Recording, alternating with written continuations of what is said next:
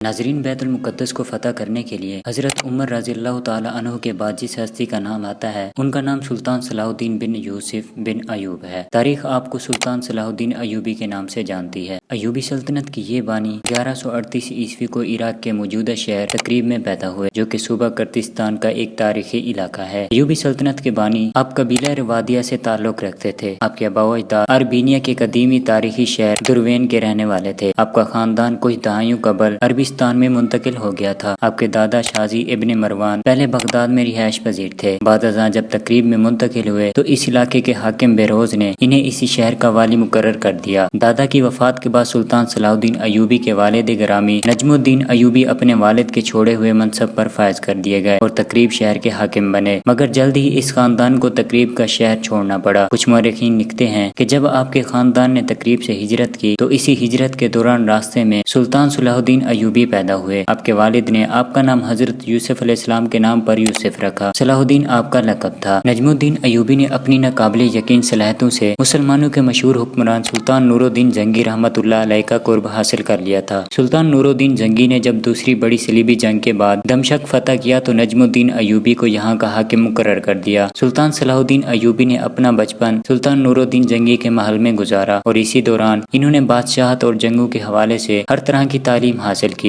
انہوں نے اپنا زیادہ تر وقت سلطان نور الدین جنگی رحمۃ اللہ علیہ کے ساتھ گزارا۔ محل میں مکمل رسائی ہونے کی وجہ سے سلطان صلاح الدین ایوبی نے محل میں موجود تمام یونانی کتابوں، شاعری کے صحیفے اور اس طرح کی کافی ساری کتابوں پر مکمل مہارت حاصل کی تھی اور کافی زیادہ کتابیں انہیں زبانی یاد تھیں۔ انہیں عربی اور ترکی زبانوں پر کامل دسترس تھی۔ سلطان صلاح الدین ایوبی جب بڑے ہو رہے تھے تو یہ وہ وقت تھا جب مسلمانوں سے بیت المقدس چھین چکا تھا اور صلیب و ہلال کے ہر طرف نغمے بج رہے تھے۔ ہر طرف مسلمانوں کا قتل عام ہو رہا تھا۔ سلطان صلاح الدین ایوبی نے اپنی پہلی لڑائی اپنے چچا اسد الدین کے ہمراہ فتح مصر میں لڑی، جن میں انہوں نے تلوار بازی کے جوہر دکھائے۔ سلطان صلاح الدین ایوبی نے جیسے ہی اپنی جوانی میں قدم رکھا تو ان کے والد نجم الدین 1171 کو اس فانی دنیا سے کوچ کر گئے۔ بعد ازاں انہی کے نام سے ایوبی سلطنت قائم ہوئی، جو مصر، شام، یمن، عراق، موصل، حلب اور حجاز کے علاقوں میں قائم رہی، اور اس سلطنت کے ہر حکمران کے ساتھ ایوبی کا جھنڈا لگا، جبکہ اس عظیم سلطنت کے بانی سلطان صلاح الدین ایوبی تھے۔ اپنے والد کی وفات کے بعد سلطان صلاح الدین ایوبی نے اپنے چچا اسد الدین کے ساتھ بہت وقت گزارا۔ اپنے والد کی بجائے ان پر چچا کی شخصیت کے گہرے اثرات تھے۔ چچا صرف چچا ہی نہ تھے بلکہ ان کے استاد اور فن حرب میں ان کے گرو بھی تھے۔ عیسائیوں نے 88 سال تک بیت المقدس پر قبضہ کر رکھا تھا اور مسلمانوں پر بیت المقدس کے دروازے بند کیے رکھے۔ عیسائی افواج جب فاتح کی حیثیت سے بیت المقدس میں داخل ہوئی تو ان کے گھوڑے گھٹنوں تک مسلمانوں کے خون میں ڈوبے ہوئے تھے اور سارا شہر مسلمانوں کی لاشوں سے بھرا پڑا تھا۔ اس کے برعکس جب مسلمان حکمران سلطان صلاح الدین ایوبی نے بیت المقدس فتح کیا تو عیسائی زائرین کو بھی مقدس مقامات کی زیارت کی اجازت دے دی۔ اس اجازت کا فائدہ اٹھاتے ہوئے زائرین اس قدر زیادہ تعداد میں آئے کہ عیسائی انتظامیہ کا ان کو سنبھالنا مشکل ہو گیا۔ اس پر سلطان کے جانی دشمن بادشاہ رچرڈ نے سلطان کو خط میں لکھا کہ میری اجازت کے بغیر کسی بھی عیسائی کو بیت المقدس میں داخل نہ ہونے دیا جائے۔ سلطان صلاح الدین ایوبی نے بادشاہ کی یہ درخواست مسترد کر دی اور عیسائی زائرین کا انتظام اپنے ہاتھوں میں لے کر نظم و ضبط قائم کر لیا اور مسلمانوں کی روایتی مہمانداری کی روایت برقرار رکھتے ہوئے زائرین کی بے حد خدمت کی۔ زائرین کو بہترین رہائش، خوراک اور ان کے آرام و عبادت کا پورا خیال رکھا۔ اس پر رچرڈ نے سلطان کی تعریف کی اور شکریہ بھی ادا کیا۔ ناظرین اکرام، سلطان صلاح الدین ایوبی جہاد کا بے حد شوقین تھا۔ انہوں نے ساری زندگی گھوڑے کی پیٹھ پر گزار دی۔ بعض اوقات آپ کو صرف نمازوں کے لیے ہی سواری سے اترنا نصیب ہوتا تھا۔ مسلسل گھوڑ سواری کے باعث سلطان صلاح الدین ایوبی کے نچلے دھڑ میں زخم ہو گئے تھے، چنانچہ وہ گھوڑے سے اترتے تو اسے تکلیف شروع ہو جاتی، جس سے نجات کے لیے وہ پھر گھوڑے پر سوار ہو جاتے اور جہاد فی سبیل اللہ میں مصروف ہو جاتے۔ بیت المقدس کی فتح کے بعد انہوں نے سلطان نور الدین جنگی رحمۃ اللہ علیہ کا تیار کیا ہوا ممبر اپنے ہاتھوں سے مسجد اقصی میں نصب کیا اور مرحوم کی خواہش پوری کی۔ سلطان صلاح الدین ایوبی کی ذاتی زندگی سادگی اور بے نیازی کا مرکز ساری عمر رہا۔ کبھی ریشمی لباس زیب تن نہ کیا، سادہ کھانا کھاتے رہے اور کچے گھر میں رہائش پذیر رہے۔ فتوحات کے بعد جو خزانہ ہاتھ لگتا انہیں بیت المال میں جمع کرا کر عوام الناس کی فلاح و بہبود پر خرچ کر دیا کرتے۔ 27 صفر 599 ہجری میں امت مسلمہ کا یہ عظیم رہنما ملک شام میں موت کو لبیک کہہ گیا۔ جامع مسجد دمشق ان کی آخری قیام گاہ بنی۔ ناظرین، آج کل کے حکمران کے بالکل برعکس سلطان صلاح الدین ایوبی کے پاس کروڑوں کے بینک بیلنس، جواہرات کے محلات نہ تھے، بلکہ تاریخ گواہ ہے کہ جب امت مسلمہ کے اس عظیم رہنما کا انتقال ہوا تو ان کے پاس صرف ایک سونے کی اور 40 40 चांदी की अशरफियाँ थी। नेक दिल बहादुर फातेह ने अपनी तमाम दौलत अपनी जिंदगी में ही गुरबा में तकसीम कर दी थी और वक्त वफात इतनी रकम भी ना थी कि इनकी नमाज जनाजा का इंतजाम किया जा सकता। नाजरीन, सुल्तान सलाहुद्दीन अयूबी ने कभी ज़कात नहीं दी क्योंकि अपने हिस्से की तमाम दौलत सदकात में बांटने के बाद इनके पास कभी इतना बचा ही नहीं कि ज़कात लागू हो सके। नाजरीन इकराम, हर साल अपनी रूहानी बैटरियां चार्ज करवाने मक्का का तवाफ करने वाले, काबे की छत पर नमाज पढ़ने वाले, दरे काबा को अपने लिए खुला होते देखने वाले हमारे ताजदार शायद ये भी नहीं जानते कि सुल्तान सलाहुद्दीन अयूबी ने कभी हज नहीं किया, क्योंकि इनका ख्याल था कि हज अपनी रकम से अदा होता है और हुक्मरान के लिए इस वक्त जब उसको अपनी रियाया की जिम्मेदारियों से फुर्सत मिल जाए। सुल्तान सलाहुद्दीन के पास न कभी माल इकट्ठा हो पाया और न इसकी जिम्मेदारियों ने इसे मोहलत दी। हज की ख्वाहिश आखिरी दम तक ख्वाहिश ही रही और मौत के आगोश में जा सोई। नाजरीन, इस बहादुर मुसलमान हुक्मरान को दमशक में उम्मी मस्जिद के बाहर एक बाग में दफन कर दिया गया और आज भी यूरोप और मगरबी दुनिया इसकी अजमत की मोतरिफ है।